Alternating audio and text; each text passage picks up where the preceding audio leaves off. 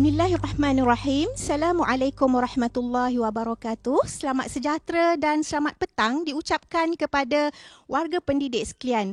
Saya Nur Azhar Ibrahim akan bersiaran pada petang ini dalam Wacana Ilmu di webinar SPL KPM.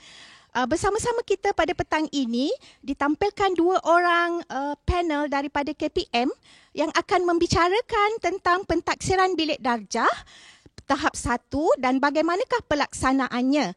Jadi panel kita yang pertama adalah yang berusaha Dr. Muhammad bin Abu Bakar, pengarah bahagian pembangunan kurikulum Kementerian Pendidikan Malaysia, dan panel yang kedua adalah Tuan Haji Nazar Idris bin Saadun, Ketua Sektor Dasar Penyelidikan bahagian pembangunan kurikulum Kementerian Pendidikan Malaysia. Apa khabar Doktor?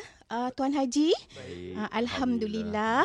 Jadi tuan-tuan dan puan-puan, warga pendidik sekalian dan panel, untuk kita membicarakan tentang pentaksiran bilik darjah, sudah pasti kita tidak boleh lari daripada memperkatakan tentang pentaksiran berasaskan sekolah. Jadi oleh itu, kalau kita perhatikan, pentaksiran bilik darjah ini telah lama dilaksanakan pada tahun 2011 lagi, seiring dengan pelaksanaan kurikulum standard sekolah rendah. Jadi untuk pada tahun 2016, untuk mengelakkan kekeliruan, perkataan pentaksiran sekolah diganti dengan perkataan pentaksiran bilik darjah. Dan inilah yang dilaksanakan oleh guru bermula daripada 2011 lagi.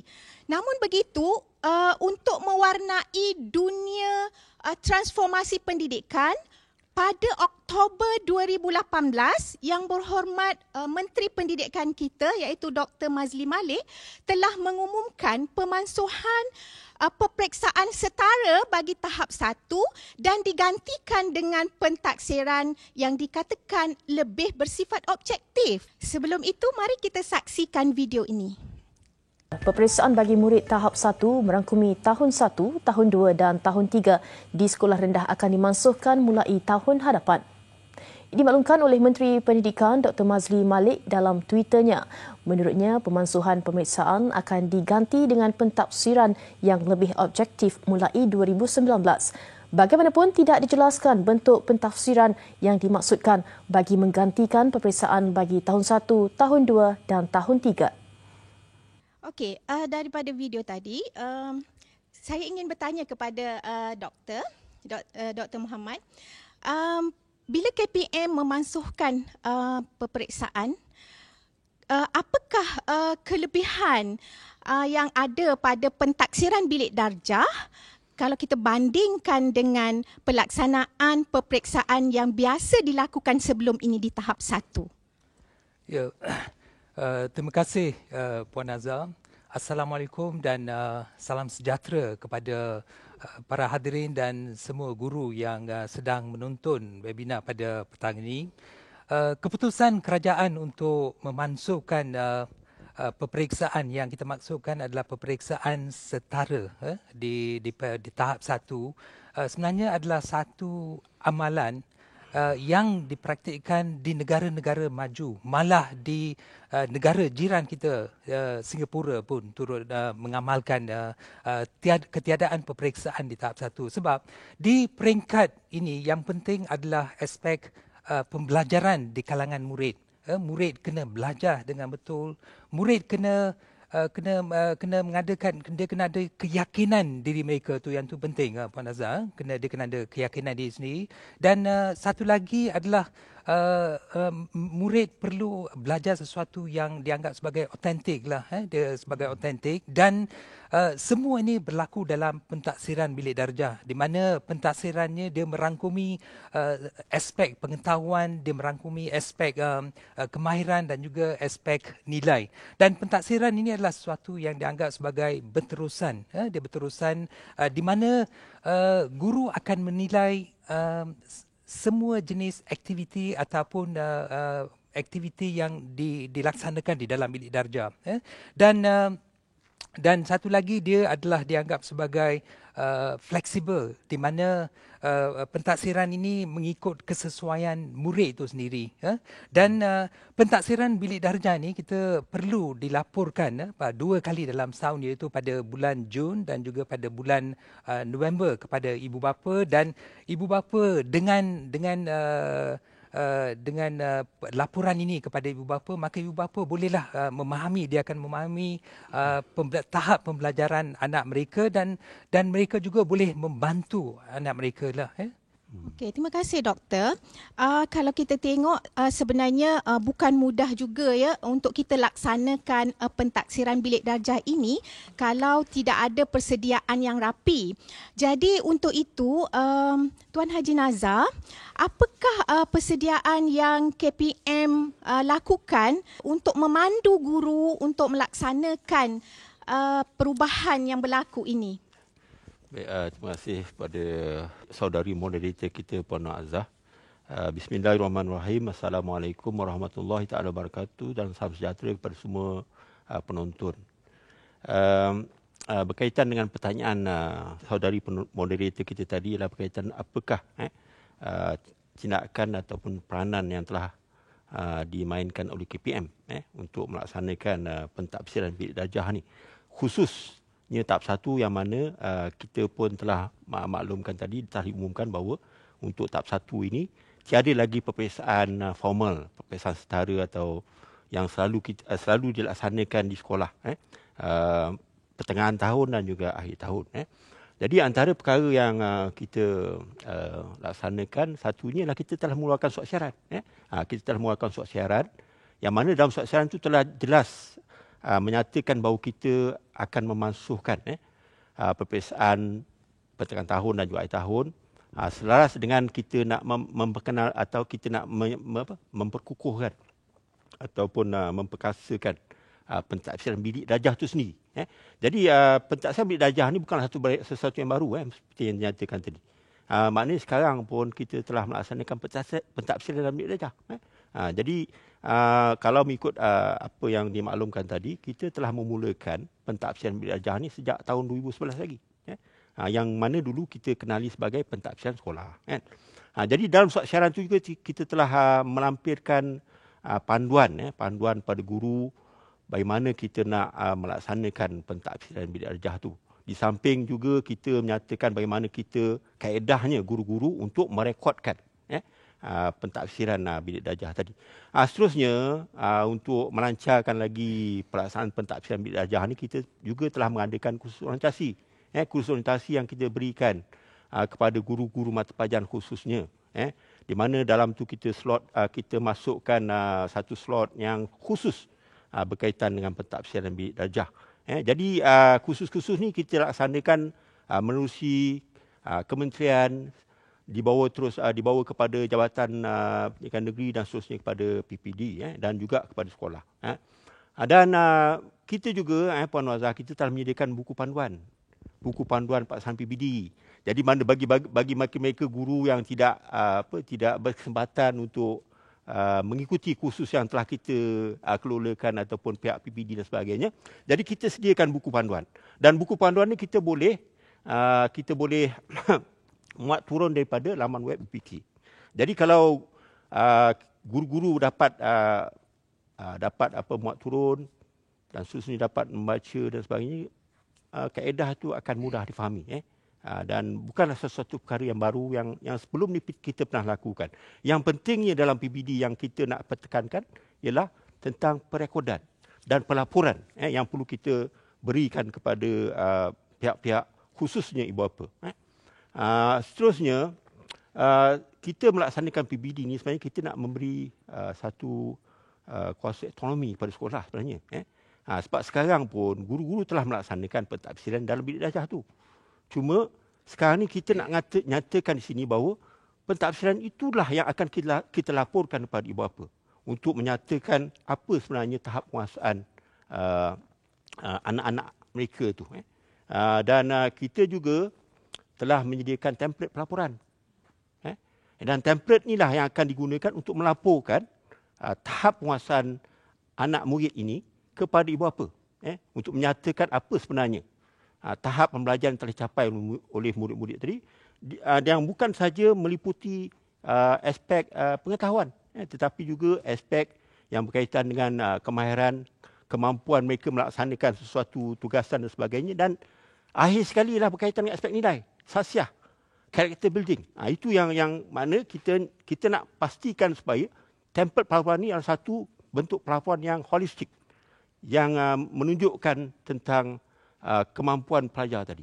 Okey, terima kasih Tuan Haji Nazar. Jadi daripada apa yang dah diperkatakan tadi, dapatlah kita lihat bahawa pentaksiran bilik darjah ini bukan semata-mata guru melaksanakan pentaksiran, tetapi melalui pentaksiran tadi sifatnya lebih holistik, di mana guru perlu mengambil kira pengetahuan, kemahiran dan nilai. Jadi kalau begitulah cikgu kena melaksanakan pentaksiran bilik darjah ini, Dr. Muhammad, apakah aktiviti-aktiviti yang boleh mereka lakukan semasa proses PDP dan apakah bentuk pengajarannya? Dan adakah pengajaran itu berbeza dari biasa ataupun masih sama dengan yang biasa cikgu lakukan? Ya, Puan Azhar, dia pertama sekali, kalau kita tengok dari segi aktiviti-aktiviti yang sesuai digunakan, malah pada ketika ni pun guru mengajar dengan berbagai-bagai kaedah dan juga menggunakan berbagai-bagai jenis aktiviti. Jadi semua ini perlu diteruskan, itu aja. Yang penting sekali, semua aktiviti yang digunakan oleh guru itu murid kena seronoklah, yang itu penting. Dia kena seronok belajar, murid kena rasa gembira, dan kita juga mencadang beberapa aktiviti yang boleh digunakan oleh guru. Malah saya rasa guru menggunakan lebih daripada aktiviti-aktiviti yang kita sendiri cadang, seperti di mana contoh-contoh seperti aktiviti seperti projek mudah boleh digunakan di dalam bilik darjah, bercerita di kalangan murid. Guru juga boleh menggunakan kuis, permainan, dan juga contoh dan juga macam main peranan di kalangan murid. Dan yang semua ini tidak bermaksud bahawa guru tidak boleh bagi ujian ataupun tidak boleh bagi peperiksaan. Itu tidak maksud ni. Sebenarnya guru boleh beri ujian, guru juga boleh beri kuis dan juga peperiksaan, tetapi semua ni dibuat dalam bentuk kelas saja. Tapi dia tidak dibuat sebagai setara antara kelas, dan disebabkan oleh keputusan ini maka murid-murid ditempatkan di kelas yang berbeza dan sebagainya. Yang itu tidak digalakkanlah. Jadi guru boleh menggunakan berbagai-bagai cara lah sebenarnya untuk melaksanakan pentaksiran bilik darjah ini. Dan soalan puan yang seterusnya, adakah bentuk pengajaran berbeza dengan pengajaran yang biasa? Yes. Sebenarnya dia tidak ada perbezaan. Dia sebenarnya sama. Yang penting sekali pembelajaran tu dia kena seronok lah. Itu yang penting. Dia kena seronok. Kena ada penglibatan murid itu kena ada. Penglibatan murid itu kena ada. Dan perlu berlaku pembelajaran di dalam kelas. Yang itu cukup penting. Pembelajaran di dalam kelas. Dan satu lagi yang kita nak pastikan adalah dalam tahap 1, dalam tahun 1, tahun 2 dan juga tahun 3. Bila murid itu tamat tahun 3 tu, mereka yakinlah. Mereka yakin dan mereka menguasai literasi yang asas, iaitu daripada literasi membaca, literasi dalam bahasa Melayu, literasi dalam bahasa Inggeris dan juga literasi dalam matematik. Itu adalah dia punya aim ataupun keperluan keseluruhannya. Terima kasih doktor. Jadi bila kita perhatikan penerangan doktor tadi mengenai aktiviti yang perlu dilaksanakan dalam bilik darjah, jadi di situ kita lihat PBD ini kena dilaksanakan secara ongoing, secara berterusan dalam bilik darjah. Jadi mestilah cikgu terfikir-fikir juga, ya, jika nak dilaksanakan berterusan dalam bilik darjah begitu, mereka akan fikirkan bagaimana proses pelaksanaan tu akan berlaku. KPM dah menyediakan satu bentuk yang sistematik untuk pelaksanaan PBD ini.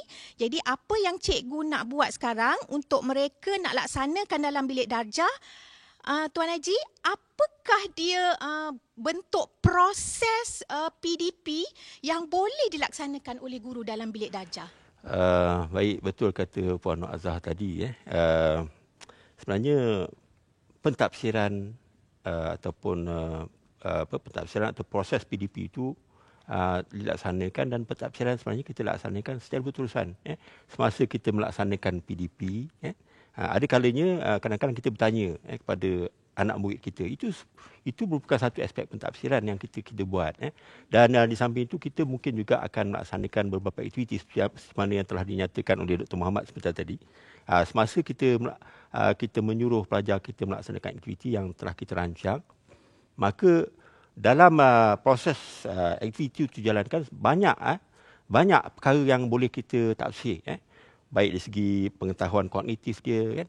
Baik dari segi kemampuan mereka melaksanakan tugasan, baik dari segi nilai dan sasiah. Jadi semua proses-proses ni yang pentingnya ialah guru tafsir dan perlu ada rekod lah. Jadi kalau tak ada rekod, nanti kita tak tahu tahap muasan murid-murid kita. Jadi guru kita maklum bahawa guru akan mengajar beberapa murid dalam satu bilik darjah. Jadi itulah pentingnya kita mengadakan rekod. Supaya kita dapat tahu sejauh mana tahap penguasaan murid kita itu berdasarkan pada rekod-rekod yang telah kita sediakan. Dan bagi saya rekod-rekod itu tidaklah seperti satu rekod yang kita kata wajib. Ini ialah dalam bilik darjah. Guru yang mengajar dalam bilik darjah itu dia tahu tentang apa yang anak-anak mereka mencapai melalui proses PDP yang kita laksanakan. Tadi kita kata ada sebut mungkin selepas kita habis sesuatu topik, kita nak adakan ujian bertulis untuk nak menguji aspek kognitif mereka dan sebagainya. Maka semasa kita telah selesai melaksanakan proses PDP dan pentafsiran, maka dengan itu kita perlulah menentukan tahap penguasaan yang mana kita nyatakan dalam dokumen standard kurikulum dan pentafsiran DSKP. Yang mana dalam itu kita nyatakan tahap penguasaan 1 hingga 6. Jadi berdasarkan kepada maklumat yang kita perolehi semasa kita mentafsir dia, semasa proses ataupun sebelum dan selepas, kita boleh tentukan tahap penguasaan mereka berdasarkan apa yang telah dinyatakan dalam dokumen standard kurikulum dan pentafsiran DSKP. Jadi selepas kita menentukan tahap penguasaan, dan sekarang ni adalah proses merekod. Merekod kepada template pelaporan yang nak kita persembahkan kepada ibu bapa khususnya. Jadi kita telah menyediakan satu template pelaporan yang akan saya nyatakan dengan jelas nanti berkaitan dengan template tersebut. Jadi guru perlulah merekod. Dan sebenarnya template ni dibuat boleh dimuat turun dan sebenarnya dilaksanakan secara offline. Dia tak macam dulu dah kena online kan. Jadi sekarang ni offline. Jadi template tu kita boleh gunakan mungkin semasa kita nak buat pentafsiran tu, kita boleh gunakan dulu. Sebagai mungkin borang transit, tak semestinya kita sediakan borang baru. Even template tu pun kita boleh jadikan sebagai borang transit. Jadi dengan adanya template tu, guru boleh merekod mengikut kesesuaian masa guru, tak perlu fikir pasal online. Dia offline, jadi ikutlah kesesuaian masa guru. Dan yang pentingnya, apa yang kita rekodkan itu adalah tahap penguasaan yang sepatutnya pelajar itu dapat. Dan akhirnya, melalui template yang kita sediakan, maka kita boleh jana dia dalam bentuk laporan. Laporan yang mana laporan ni boleh kita persembahkan kepada ibu bapa khususnya. Yang mana kita cadangkan supaya pelaporan ni diberikan ataupun disediakan 2 kali setahun, iaitu pada bulan Jun dan juga bulan Oktober. Okey, terima kasih. Okey, terima kasih Tuan Haji Nazar. Jadi kalau kita lihat kat situ, banyak proses-proses yang disediakan ataupun proses-proses yang perlu dilakukan oleh guru dalam nak melaksanakan pentadsiran bilik darjah ini. Jadi apakah langkah-langkah lain yang dibuat oleh KPM untuk memantapkan lagi pelaksanaan PBD ini, Doktor? Ya, Puan Nazar, dia salah satu daripada inisiatif Kementerian Pendidikan adalah dengan menerbitkan buku panduan pelaksanaan pentaksiran sekolah. Buku panduan ini adalah cetakan yang kedua yang telah pun dibuat penambahbaikan, dan cetakan yang pertama adalah pada tahun 2016. Buku ini adalah seiring dengan pelaksanaan KSSR dan juga KSSM, di mana salah satu daripada standard yang kita lihat dalam dokumen standard kurikulum adalah standard pentaksiran, di mana guru digalakkan untuk membuat pentaksiran dalam bilik darjah, saudara Tuan Haji Nazar, ya.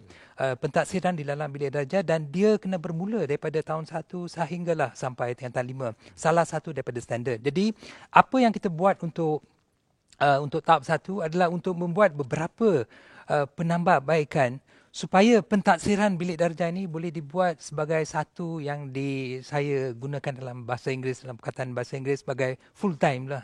Jadi diberi satu penekanan yang khusus lah di tahap 1, dan dalam buku panduan ini ada kandungannya seperti yang ada di dalamnya, ada pengenalannya, pengenalan prinsip asas pentaksiran bilik darjah, tahap penguasaan dan standard prestasi, pertimbangan profesional, dan pertimbangan profesional ini akan diterangkan dengan lebih lanjut oleh Tuan Haji Nazar nanti, dan juga pelaksanaan pentaksiran dalam bilik darjah, dan beberapa contoh dimuatkan dalam buku ini. Dan buku ini boleh dimuat turun melalui laman sesawang, dan saya rasa dia akan membantu gurulah. Okey, terima kasih doktor. Jadi kalau kita perhatikan ya, buku yang diterbitkan oleh bahagian pembangunan kurikulum KPM ini sebenarnya boleh guru-guru dapati secara online di portal BPK, dan dalam buku ni pun membantu guru sangat ya untuk guru melaksanakan PBD ni. Jadi sebelum itu, kepada warga pendidik yang mengikuti siaran kita ini, mereka boleh mengemukakan soalan ataupun pertanyaan secara online dalam SPL KPM. Ya, dialu-alukan pertanyaan dan soalan ya untuk cikgu menyelesaikan persoalan PBD ini. Jadi untuk yang seterusnya ya, tadi Dr. Muhammad ada menyebutkan perkataan professional judgement ataupun pertimbangan profesional ya. Jadi perkataan pertimbangan profesional ini kalau kita sekali dengar macam seram ya kita dengar, macam mana ya nak buat pertimbangan profesional ini. Jadi untuk itu kita minta Tuan Haji Nazar boleh tolong jelaskan apa yang kita maksudkan dengan pertimbangan profesional yang boleh dilakukan oleh guru. Baik, terima kasih. Pertimbangan profesional ialah namanya nampak macam berat, professional judgement dalam bahasa Inggerisnya. Tapi sebenarnya kita sering melakukan pertimbangan profesional dalam tugas harian kita. Contohnya apabila kita nak laksanakan ataupun contohnya kita nak buat keputusan, kita akan ada pertimbangan profesional, kita nak menentukan hala tuju ataupun tindakan susulan pun kita ada pertimbangan profesional. Jadi dalam PBD ni, kalau kata pertimbangan profesional tu ialah apakah pertimbangan yang sepatutnya guru ada untuk menentukan tahap penguasaan murid tadi. Yang akhir lah maksudnya, menerusi aktiviti PDP yang telah kita laksanakan, menerusi mungkin ujian-ujian yang kita dah buat, menerusi aktiviti yang telah kita jalankan dalam bilik darjah dan sebagainya, dan rekod-rekod yang telah kita adakan bagi setiap aktiviti yang kita laksanakan, maka akhirnya guru perlulah membuat pertimbangan. Apakah tahap penguasaan yang nak kita berikan pada murid? Itu. Bila sebut pasal profesional tu, Puan Azhar, bila kata profesional ni, pertimbangan kita seharusnya lah telus, adil dan berintegriti. Jadi kita tak maulah apa-apa saja keputusan kita terhadap tahap penguasaan murid yang kita buat tu akan dipertikaikan. Khususnya daripada ibu bapa ataupun daripada pihak-pihak berkepentingan lain. Jadi kita haruslah memastikan bahawa apa yang kita putuskan berkaitan dengan tahap penguasaan murid itu, kita bertanggungjawab. Kita ada accountability untuk memastikan yang tahap penguasaan kita itu adalah yang sebaik-baiknya, yang adil dan juga berintegriti. Jadi dalam melaksanakan pertimbangan profesional ni, guru haruslah mempunyai pengetahuan. Jadi kita semua tahu guru yang mengajar subjek yang berkaitan tu, dia memang ada pengetahuan tentang subjek itu. Dan dia juga ada pengetahuan tentang kaedah pedagogi yang nak dilaksanakan, kan? Dan juga dia juga ada pengetahuan tentang bagaimana kita dapat mentafsir nilai, sikap dan sebagainya. Itu semua perlu ada lah. Dan untuk kita melaksanakan pertimbangan profesional, kita perlu ada input daripada murid itu sendiri. Murid berkaitan dengan apa? Berkaitan dengan dia punya kemenjadian dia. Contohnya tadi kalau kita adakan ujian lisan baik, ujian bertulis baik, kita dah tahu dah sejauh mana kemampuan ni dalam aspek kognitif. Dan apabila kita melaksanakan aktiviti, main peranan ke, projek mudah dan sebagainya, maka kita juga telah ada rekod berkaitan dengan kemampuan dia, meluahkan menyatakan pandangan, bagaimana dia berinteraksi dengan rakan-rakan sebaya, bagaimana nilai dia, sasiah diri dia dalam dia berinteraksi dengan kawan-kawan. Jadi input-input ni adalah perlu untuk kita gunakan dalam kita melaksanakan pertimbangan profesional tadi yang nyatakan. Seterusnya, of course, sebagai seorang guru, kita perlu ada tanggungjawab profesional. Kita ni guru. Kita, profession guru ni kita mesti pegang. Kita kena hormati. Jadi kita perlu ada tanggungjawab profesional macam saya kata tadi. Sebagai seorang guru, kita perlulah adil. Sebagai seorang profesional, kita perlu adil. Kita perlulah bertanggungjawab dan ada integriti dalam kita menentukan tahap penguasaan. Dan akhir sekali, kita perlukan guru-guru yang berpengalaman tu sangat penting. Pengalaman tu sangat penting dalam menentukan. Dalam kita nak menentukan tahap penguasaan tu, perlu guru tu ada pengalaman. Tapi maksud saya pengalaman tu bukanlah pengalaman 10 tahun. Tidak. Dia perlu ada pengalaman mengajar. Dia telah ada pengetahuan tentang konten dan sebagainya. Dan pengalaman itu perlu untuk melakukan pertimbangan profesional untuk menentukan tahap penguasaan anak-anak murid tadi. Okey. Begitu pertimbangan profesional yang dimaksudkan supaya guru-guru ini memartabatkan profesional keguruan dalam menentukan pertimbangan profesional. Tuan Haji dan Doktor, kita ada soalan ni guru dah mula semangat ni nak melaksanakan PBD. Kita ada soalan daripada guru. Guru tanya kalau begitu guru kata untuk kita buat instrumen-instrumen yang pelbagai tadi dalam proses PDP, adakah kita perlu menyenaraikan setiap instrumen pentaksiran tadi dalam mana-mana borang yang disediakan? Sebab tadi kita kata kita nak melihat pelaporan, nak melihat evidence kan. Jadi guru dah tanya, kena senarai ke? Dia kata, semua instrumen-instrumen yang kita buat tu dalam borang. Jadi macam mana tu? Puan Nazar, dia sebenarnya menjawab soalan tadi. Guru tidak perlulah. Dia tidak perlu menyenaraikan semua instrumen pentaksiran. Dan pentaksiran bilik darjah ini dia berlaku dalam proses PNP itu sendiri. Dan yang penting guru hanya perlu merancang dan menulis rancangan pelajaran harian dan juga dia punya rekod buku pengajaran seperti yang biasa mereka lakukan. Dan guru boleh menyediakan instrumen pentaksiran mereka dan ia tidak perlu selaras lah. Dia guru cuma buat dia punya instrumen pentaksiran mengikut keperluan murid itu sendiri, dan juga mengikut objektif mata pelajaran pada hari tersebut. Dan pentaksiran tu seperti mana yang telah disebut oleh Tuan Haji pun tadi, dia boleh dibuat dalam banyak bentuk lah, termasuk rekod murid itu sendiri, ataupun guru setakat buat senarai semak saja, ataupun dia seperti mana yang saya cakap tadi pun, guru boleh juga buat ujian, dia juga boleh tadbir kuis, ataupun setakat pemerhatian pun dianggap sebagai satu instrumen pentaksiran juga, ataupun kita minta murid sendiri keluar dan bentang Yang tu pun dianggap sebagai pentaksiran lah, sebab kita buat pemerhatian dan terus kita beri wajarannya lah, markah dia, tahap penguasaan mereka.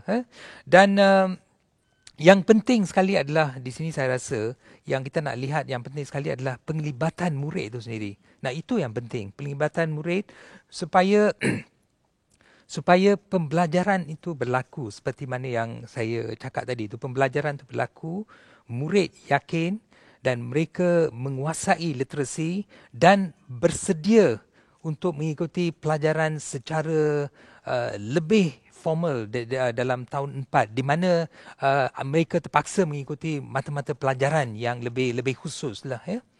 Baik, terima kasih. Okey, terima kasih doktor. Oh, kalau begitulah jawapannya, cikgu-cikgu legalah. Ya, jadi diorang tidak perlu menyenaraikan instrumen-instrumen yang banyak tu dalam mana-mana borang, ya. Ada satu lagi persoalan, ini pun daripada guru-guru juga. Bila mereka nak melaksanakan PBD dan untuk mereka melaporkan, mereka memerlukan data-data untuk direkod. Jadi persoalannya dia kata bagaimana dengan borang rekod transit? Adakah borang rekod transit ini masih dikekalkan penggunaannya seperti yang dulu ataupun adakah KPM akan membekalkan borang rekod transit yang lain pula selain daripada borang pelaporan? Jadi macam mana tu Tuan Haji? Boleh tolong terangkan? Dia lebih kurang sama macam tadi, soalan tu lebih kurang sama. Guru masih lagi memikirkan tentang borang dan pelbagai borang yang perlu digunakan. Sebenarnya kalau dalam keadaan sebenar pun kita pun ada rekod-rekod yang kita buat kan untuk melihat kepada perkembangan murid-murid kita kan. Tapi sebelum tu lah Puan Azhar, saya tadi pertimbangan profesional tadi saya nak sentuh satu lagi, iaitu berkaitan dengan kita juga boleh membuat pertimbangan profesional tu bukan sahaja berdasarkan pada input yang kita dapat daripada murid itu sendiri. Tapi sebenarnya kita juga boleh membuat pertimbangan profesional berdasarkan pada perbincangan dengan rakan-rakan guru kan. Sebab kadang kita bukan seorang yang kita mengajar. Dalam satu kelas tu mungkin ada guru lain yang mengajar subjek-subjek yang berkaitan. Jadi kita juga boleh adakan perbincangan, tapi perbincangan itu tidak semestinya formal kan. Boleh jadi informal. Semasa kita berada dalam bilik guru, kita boleh berbincang, tiba-tiba timbul soalan tentang murid. Jadi itu juga merupakan beberapa perkara yang kita boleh pertimbangkan dalam kita menentukan tahap penguasaan. Berbalik pada borang transit tadi, sebenarnya borang transit ni kita tak ada pun minta sekolah perlu ada dan sebagainya. Jadi sebenarnya ialah terpulang kepada guru itu sendiri. Macam saya kata tadi, kita guru-guru mengajar mungkin 15 ke 40 orang murid dalam satu sekolah. Jadi bila kita dah laksanakan ujian kan, jadi keputusan ujian tu kita kena ada rekod lah kan. Tapi rekod tu kita tak ada satu benda yang resmi yang kita kata mesti ikut rekod ni, tidak kan. Itu terpulang. Mungkin dia hanya boleh mengisi dalam buku rekod pengajaran guru itu saja, ataupun mungkin rekod-rekod tu ialah pada buku latihan murid tu sendiri ya. Dan mungkin juga apabila kita melaksanakan aktiviti, kita mungkin perlu sediakan instrumen yang mudah, pasal projek pun mudah, instrumen mudah. Jadi kita juga ada rekod-rekod macam itu. Itu saja. Jadi benda itu ialah perkara yang biasa. Bukan sesuatu yang baru yang mana kita ada rekod-rekod tu. Macam saya kata tadi, kalau tanpa rekod-rekod itu, macam mana kita nak tentukan tahap penguasaan murid? Kan? Pasal tahap penguasaan murid, kita cuma nak laporkan 2 kali setahun. Kan? Macam juga dulu peperiksaan kita pun laporkan 2 kali setahun. Tapi yang ini kita lakukan 2 kali setahun, tapi dalam kita nak memberikan satu pelaporan yang komprehensif lah tentang murid tu, bukan saja di aspek pengetahuan, macam saya kata tadi pengetahuan, tapi di aspek kemahiran dan juga nilai. Maknanya kita nak melaporkan perkembangan yang holistik tentang anak murid tersebut kan. Kalau berbanding dengan yang sebelum ni, buku rekod murid tu, dia cuma meletakkan murid dapat apa? A, B, C. Itu saja, tapi tidak menunjukkan pelaporan yang holistik. Jadi nanti apabila saya pergi kepada pelaporan nanti, saya akan tunjukkan bagaimana kita boleh rekod. Okey, terima kasih. Okey, terima kasih Tuan Haji. Jadi kalau kita tengok rekod transit ini penting, tapi kita tidak tentukan bagaimana terpulang kepada kreativiti guru untuk dia mengumpulkan data dan melaporkan perkembangan murid dalam borang pelaporan nanti. Jadi untuk itu Tuan Haji, kita jemput sekali lagi untuk Tuan Haji menerangkan bagaimanakah template pelaporan yang disediakan oleh KPM dan bagaimana proses melaksanakannya. Baik. Yang ni dia agak teknikal sikit. Agak teknikal sikit sebab apa? Saya akan terangkan bagaimana kaedahnya untuk kita melaksanakan pelaporan, merekod dan seterusnya menjana pelaporan untuk kita persembahkan pada ibu bapa khususnya. Jadi untuk makluman guru-guru sekalian ataupun siapa yang rasa ada keperluan untuk ni, maka template pelaporan ni bolehlah dimuat turun daripada laman web BPK, iaitu bpk.moi.gov.my. Jadi kalau setelah guru-guru muat turun template ini, dan template ini adalah dalam aplikasi Excel yang mudah. Jadi kalau sekarang ni misalnya guru-guru nak download ataupun dah ada yang dah download, bolehlah kita tengok bersama-sama. Bolehlah kita tengok bersama-sama bagaimanakah kita dapat merekod dan seterusnya menjana pelaporan untuk murid itu. Jadi kalau dalam template ini, kalau kita dapat lihat di skrin, kita ada beberapa lembaran. Kita ada beberapa lembaran sheet ataupun tab yang kita namakan dalam Excel ni kan. Kita ada lembaran panduan, kita ada lembaran rekod prestasi murid, kita ada lembaran laporan murid, kita ada laporan mata pelajaran dan seterusnya kita ada lembaran untuk semua mata pelajaran untuk tahap 1. Dan di akhir kita ada satu lembaran lagi yang yang menyatakan tentang tafsiran bagi setiap tahap penguasaan bagi semua mata pelajaran. Jadi tahap tafsiran ini dinyatakan dalam dua bentuk, dua peringkat. Satu ialah peringkat untuk pertengahan tahun dan seterusnya ialah untuk akhir tahun. Jadi kalau dilihat pada lembaran yang pertama tadi, guru-guru sekalian, iaitu panduan ni. Jadi kalau misalnya panduan yang kita sediakan dalam buku pelaporan, buku panduan tu tak lagi cukup, maka ini ada lagi panduan. Tapi panduan ini ringkas yang lebih menjurus kepada bagaimana guru dapat menyediakan, memberi maklumat asas bagaimana guru dapat mengisi template pelaporan yang telah disediakan oleh BPK. Jadi kalau kita lihat situ, ini adalah perkara-perkara yang perlu ada, yang ada dalam panduan ini. Apakah yang guru kelas perlu buat ulasan, apakah bentuk penyataan yang boleh dibuat oleh guru dalam memberi ulasan pada murid, dan juga untuk guru mata pelajaran bagaimana mereka boleh menyediakan ulasan, dan kita berikan contoh-contoh bagaimana kita boleh memberi ulasan kepada murid-murid kita yang khusus. Dan untuk ini juga kita ada sediakan tafsiran yang dah tetap. Tafsiran pertengahan tahun ni dan juga tafsiran akhir tahun. Untuk yang pertengahan tahun ni kita membenarkan sedikit pengubahsuaian. Jadi maknanya guru boleh membuat perubahan pada tafsiran pertengahan tahun sebab apa? Ada beberapa mata pelajaran, ada beberapa mata pelajaran yang berbentuk tajuk topikal, maka ada beberapa tafsiran yang telah kita sediakan perlu diubah suai. Kerana mungkin dalam kita mengajar sesuatu mata pelajaran yang mana mata pelajaran matematik contohnya ada 10 tajuk. Kan? Jadi mungkin selepas beberapa bulan untuk kita nak melaporkan pertengahan tahun, jadi ada guru yang telah mungkin habis 5 tajuk. Mungkin ada guru cuma habis 4 tajuk. Ataupun ada yang dah habis sampai 9 tajuk. Jadi kita membenarkan perubahan dibuat untuk tafsiran tengah tahun. Dan seterusnya, guru-guru sekalian, bila kita tengok pada lembaran rekod prestasi murid, rekod prestasi murid, di sini adalah menjadi tugas guru kelas. Guru yang telah dipertanggungjawabkan untuk menjaga kelas, maka guru-guru ini perlulah mengisi beberapa maklumat yang perlu sebelum kita dapat menyediakan pelaporan sebelum pelaporan itu dapat dijana secara automatik. Jadi tentunya guru perlu mengisi nama sekolah, alamat, adakah pelaporan ini pertengahan tahun, ataupun akhir tahun dan seterusnya. Dan yang paling penting sekali ialah guru perlu mengisi nama-nama murid dalam kelas tersebut. Kalau ada 10 murid, maka 10 lah akan tersenarai. Kalau ada 30 murid, maka kita perlu senaraikan nama-nama murid itu berdasarkan ruang-ruang yang telah kita sediakan.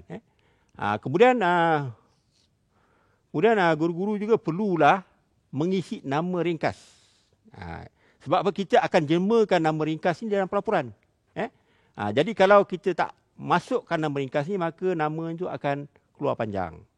Jadi kita isikan nama ringkas. Kalau macam ni contohnya Adli Amran bin Hashim. Jadi nama ringkas dia Adli. Jadi kita masukkan nama Adli, seterusnya surat banak dan akhir sekali ialah ulasan guru kelas. Yang mana guru boleh juga, guru kelas juga boleh memberi ulasan. Yang mana kalau mana-mana aspek yang kita rasakan ada kepada murid ini, tak kiralah aspek yang positif ataupun negatif, maka kita boleh ulasnya di sini. Maka apabila ni ada ulasan ni, maka kita akan dapat memberi satu bentuk pelaporan yang komprehensif, yang holistik dan sebagainya. Dan seterusnya, kalau kita pergi pada laporan, kalau kita pergi pada lembaran untuk mata pelajaran, di sini adalah tugas guru mata pelajaran untuk mengisi, merekodkan tahap muasaan murid yang telah dicapai semasa mereka mengajar mata pelajaran Bahasa Melayu contohnya. Jadi guru mata pelajaran hanya mengisi ruangan tahap penguasaan. Nama-nama tu telah dijana secara automatik oleh guru kelas tadi yang telah mengisi yang awal tadi. Dan guru mata pelajaran hanya mengisi ruang-ruang tahap penguasaan, contoh macam Bahasa Melayu. Setelah kita melaksanakan proses pengajaran pembelajaran, kita dapati, dan juga pentadbiran yang kita laksana, kita dapati murid ini mencapai tahap 4. Berdasarkan yang apa yang saya nyatakan tadi, maka kita akan tuliskan, kita akan rekodkan di ruangan-ruangan ini. Dan akhirnya kita tentukan apakah tahap penguasaan keseluruhan bagi mata pelajaran tersebut. Dan kita juga memberi ruang kepada guru mata pelajaran untuk memberi ulasan tambahan kepada murid ni, khusus untuk mata pelajaran berkenaan.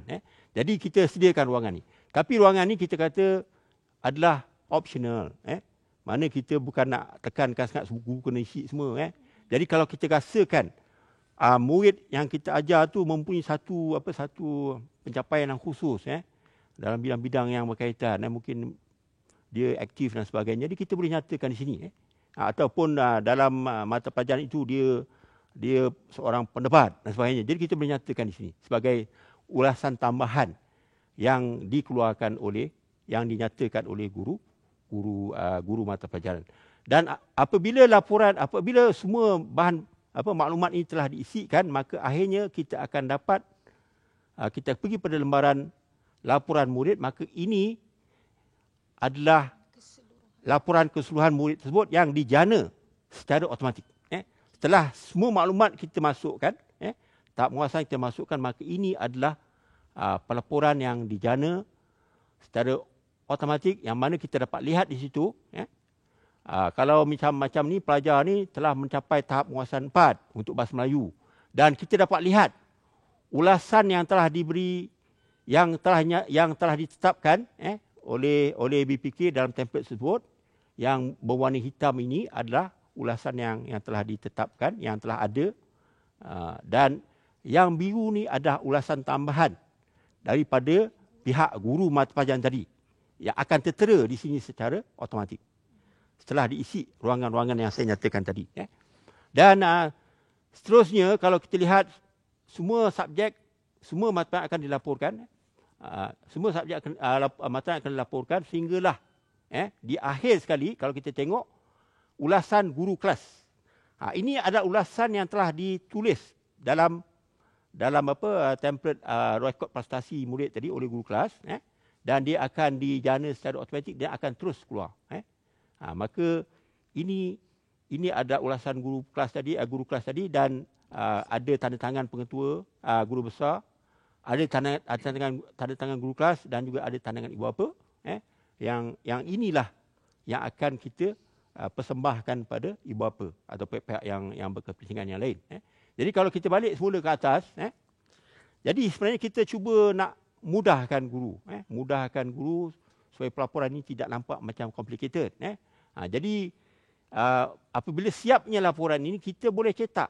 Kita boleh cetak di sini, kita ada butang-butang yang menyatakannya. Sama ada guru nak cetak cuma satu rekod untuk pelajar tersebut, ataupun kita nak cetak semua rekod. Mana dia boleh cetak sekali.